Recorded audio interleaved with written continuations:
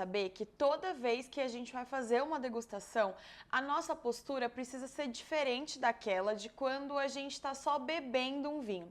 Isso não significa que toda vez que você abrir um vinho, você precisa ter essa mesma postura.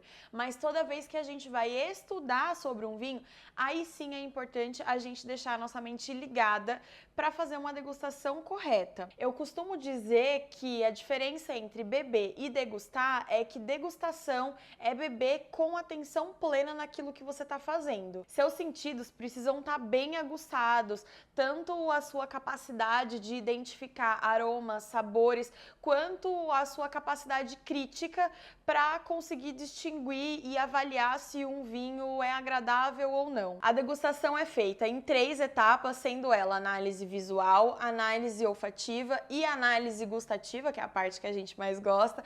Aqui eu vou te dar exatamente tudo que a gente vai avaliar nessas 3 etapas. Então, o que você tem que prestar atenção na análise visual, quais são os aromas que você tem que tentar identificar na análise olfativa e no gustativo, quais são as sensações, quais são os gostos que você precisa identificar e como você vai classificar isso no passo a passo. Claro que para ajudar nesse passo a passo, também tem a ficha de degustação, que você pode baixar aqui nessa aula ou em outras aulas tem disponível.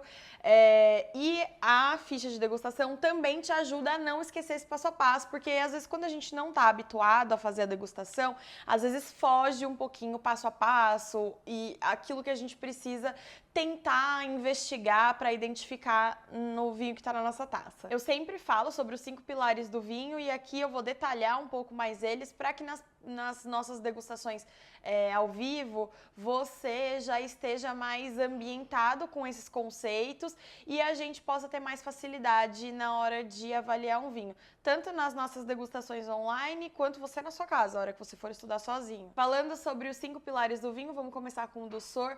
Doçor é a quantidade de açúcar residual que tem em um vinho. Então, por exemplo, a gente já sabe que o princípio da fermentação a levedura come o açúcar que está dentro do bago, né, do recheinho da uva e transforma tudo isso em álcool. Quando, de forma natural ou de forma por intervenção humana, a levedura não come todo o açúcar, fica o açúcar residual dentro do vinho. Né? Não tem como ser descartado. Então, dulçor, a gente vai classificar quanto de açúcar residual tem nesse vinho que a gente está avaliando. Falando do segundo pilar, que é a acidez é aquilo que dá vida para o vinho. Eu vejo muita gente, às vezes, erroneamente falando, ai, não gostei do vinho porque ele era muito ácido, mas às vezes essa pessoa não sabe nem o que é a acidez, porque se soubesse, não ia criticar um vinho por acidez, já que a acidez é o que dá vida ao vinho, ela dá vivacidade, ela dá o que a gente fala de crocância. Então, um vinho que tem uma alta acidez é um vinho crocante, porque ele preenche a nossa boca, é o que faz a nossa boca salivar. Então, essa a sensação que o vinho dá, ela faz a nossa boca salivar, ela alivia os taninos, ela alivia a percepção de álcool no paladar, ela é ótima para harmonização. Então, a acidez é um elemento fundamental para um bom vinho. O terceiro ponto são os taninos. Então, a gente vai encontrar os taninos nos vinhos tintos e nos rosés. Lembra que eu falei que o que dá cor para o vinho são as cascas e as sementes. Então, vinhos vinificados com casca e semente, que são tintos e rosés, eles vão ter cor e também vão ter taninos, já que os taninos vêm da casca e da semente da uva. Tanino é aquela sensação de ressecamento, de aspereza na boca. Depois, para as próximas aulas, eu vou ensinar o passo a passo de como que a gente vai identificar todos esses elementos no paladar, mas por enquanto eu tô te apresentando eles. O quarto pilar é o álcool, então obviamente que nos vinhos a gente vai ter álcool, já que por princípio o álcool é fermentado alcoólico de uva, e aí o álcool é o que dá aquela sensação pra gente de quentura. Por exemplo, quando a gente bebe um gole de cachaça, ela deixa aqui quente, né? A gente sente o peito, a garganta ficar quente. E quando a gente bebe um vinho muito alcoólico, ele dá essa mesma sensação. Então a gente pode até classificar os vinhos como mais frios, aqueles menos alcoólicos, e mais quentes para aqueles vinhos que são bem mais alcoólicos. E por fim, para fechar os 5 pilares do vinho, a gente tem o corpo, que é o resultado da equação usando todos esses fatores que eu falei anteriormente. Com base na análise de todas as características que eu falei antes, a gente vai ter um resultado que vai definir o corpo. Então o corpo ele não é um gosto, ele não é um aroma, ele é uma sensação, ele é uma sensação gustativa de peso. Eu sempre gosto de dar o exemplo de um copo de água, um copo de laranja e de suco de laranja e um copo de leite. Então, qual que vai pesar mais no seu paladar e qual que vai ser mais leve para o seu paladar?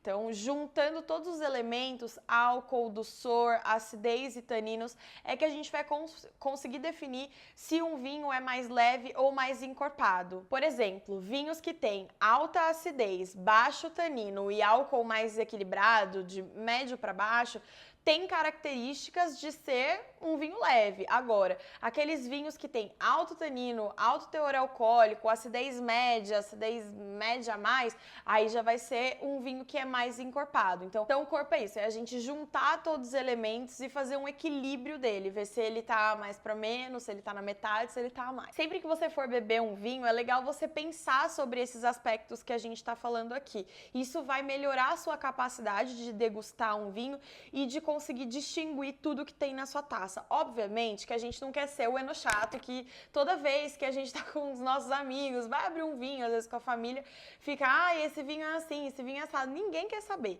Só quem gosta mesmo, só quem quer estudar, quem quer se aprofundar, quem quer beber com mais qualidade que vai gostar. Então, eu sempre falo que quando eu tô com a minha família, com os meus amigos, que a gente tá bebendo por diversão, eu nunca faço isso. Mas quando eu tô estudando, quando eu tô conhecendo um vinho, quando eu tô bebendo ou vinho de uma região, ou uma uva que eu nunca tinha experimentado, ou um estilo de vinho que eu nunca tinha provado, aí eu faço uma degustação. Eu bebo com toda a atenção possível para eu conseguir captar tudo que esse vinho tem para me oferecer, seja no paladar, seja no olfato, seja na minha análise visual, para que quando eu encontre outro vinho nesse mesmo estilo ou dessa mesma uva, dessa mesma região, eu consiga me lembrar daquilo que eu degustei antes e consiga fazer um comparativo. Então, por isso que é legal, toda vez que a gente for degustar um vinho, ou mesmo beber, sempre ficar ligadinho ali nesses aspectos. É isso e até a próxima aula!